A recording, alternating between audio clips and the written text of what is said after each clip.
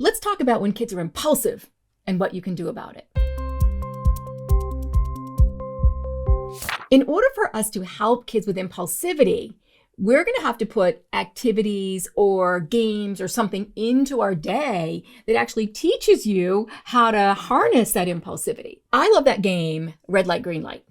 I don't know if you remember that, but some of us remember this game we used to play as a kid outside, and kids would be walking behind the teacher or the leader, and the person would turn around and they go, red light. And if they caught you moving, then you were out. Some people do freeze games, other things, zones of regulation. I'm not a trainer in zones of regulation or how does your engine run, but those are two things that I've seen occupational therapists put into classrooms that really help kids with impulsivity, knowing how my engine's running today.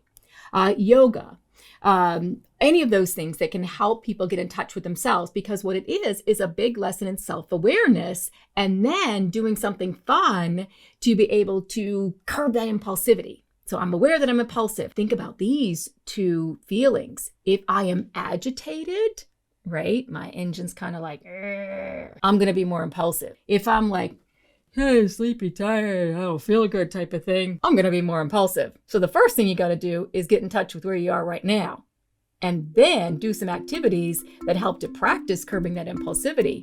And the two of those things together could be super helpful. Thanks for watching. Remember to hit like, subscribe, and leave a comment.